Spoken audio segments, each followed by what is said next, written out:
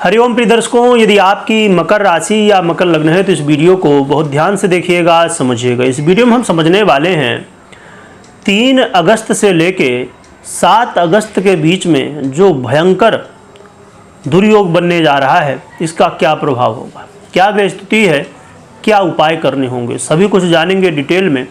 बहुत ध्यान से सुनिएगा। और इसमें जो ये दुर्योग बनने जा रहा है, ये भयंकर क्यों हो रहा है, ये भी समझेंगे। ये दुर्योग बनने जा रहा है, चंद्रमा द्वारा निर्मित होता है दुर्योग। इसे किमद्रुम योग के नाम से जाना जाता है। ये किमद्रुम योग तब बनता है जब चंद्रमा के साथ कोई ग्रह ना हो या तो चंद्रमा के आगे पीछे भी कोई ग्रह ना हो।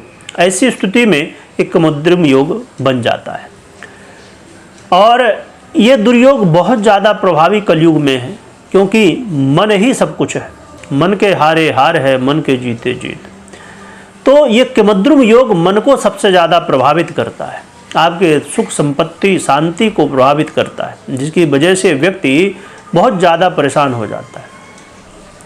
ये किमद्रुम योग और भी ज़्यादा क्यों प्रभावी हो रहा है, क्योंकि 2 अगस्त की रात्रि 11:51 से चंद्रमा वृश्चिक राशि पर गोचर करेंगे, अपनी नीच की राशि पर। तो एक तो ये किमद्रुम योग शुरू हो जाएगा, ऊपर से चंद्रमा नीच के भी हो जाएंगे, यानी कि डबल दुर्योग बन जाएंगे, जिसकी वजह से चंद्रमा का ये जो दुर्योग है बहुत ज़्यादा भयानक रूप ले लेगा। और चंद्रमा का ये जो दुर्योग बनने जा रहा है, वृश्चिक राशि में पहले बनेगा आपके 11वें भाव पर, और फिर जब 5 तारीख को दोपहर में 11:22 पर ये अपना परिवर्तन करेंगे और धनु में चले जाएंगे। तब भी किमद्रुम योग बना रहेगा, परंतु नीचत्व इनका खत्म हो जाएगा। यहाँ पर ये बहुत समझने की आवश्यकता है, ध्यान रखने की आवश्यकता है कि यदि आपकी पर्सनल कुंडली में भी चंद्रमा पीड़ित है, किमद्रुम योग बना हुआ है या अन्य कोई चंद्रमा द्वारा दुर्योग बने हुए हैं, ऐसी स्थिति में उनकी दशा महादशा भी चल रही हो, तो और भी ज़्यादा इसके प्रभाव आपको देखने को मिल सकते हैं, दुष्प्रभाव।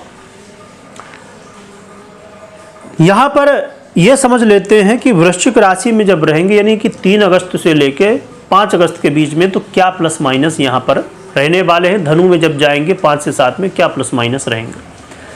जब वृश्चिक में रहेंगे तो यहाँ पर प्लस पॉइंट आपके पास ये रहेगा कि देवगुरु बृहस्पति चंद्रमा से अष्टम में है।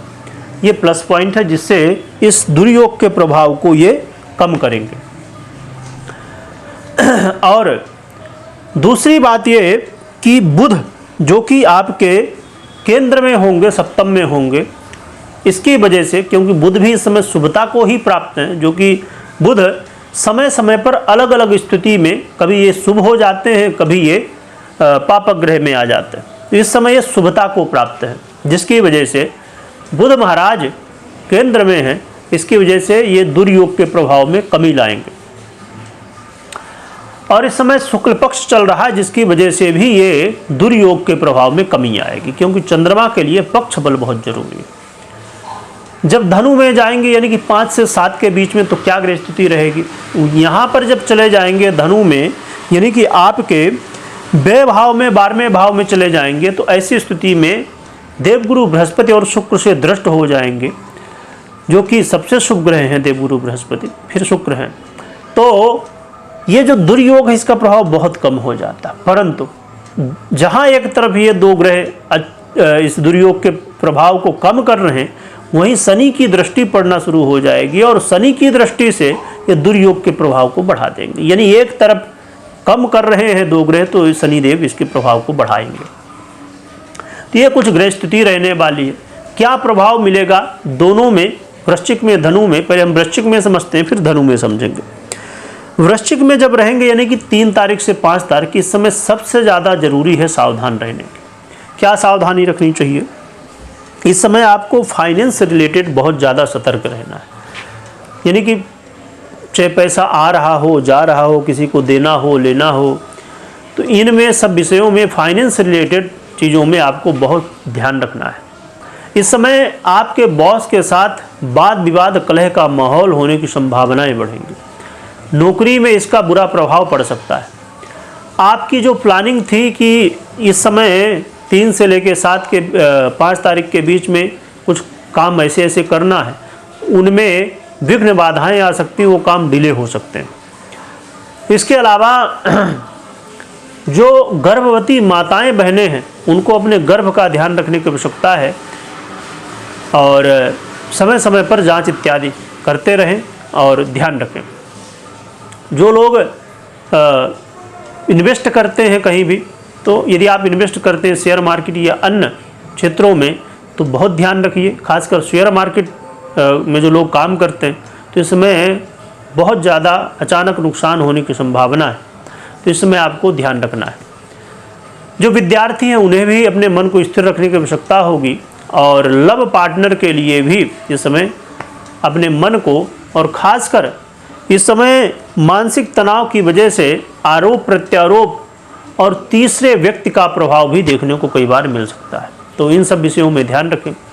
अब हम आगे बढ़ते हैं और समझते हैं कि 5 तारीख से 7 तारीख के बीच में, यानी कि जब धनु में आपके 12वें भाव में होंगे चंद्रमा, तो फिर क्या हमें सावधानी रखनी है। ऐसे में अधिक खर्च की स्थितियां, सरकारी क्षेत्र को लेके प्रॉब्लम, कोर्ट कचहरी को लेके प्रॉब्लम हो सकते हैं। विदेश से जुड़े हुए काम करते हैं तो यहाँ पर खासकर यदि नौकरी करते हैं विदेश से जुड़ के, तो इसमें प्रॉब्लम क्रिएट हो सकती है। और इस समय शत्रु आपके खिलाफ साजिश कर सकते हैं, तो शत्रु बाधा से दूर रहिए, वाद विवाद से दूर रहिए और अपने स्वास्थ्य का इस समय बहुत ध्यान रखिएगा, क्योंकि स्वास्थ्य से रिलेटेड खासकर खान पान से संबंधित चीज़ों में बहुत ध्यान रखिएगा, क्योंकि इसकी वजह से स्वास्थ्य को लेकर समस्याएं इस समय बढ़ सकती हैं। तो इन विषयों का ध्यान रखिए।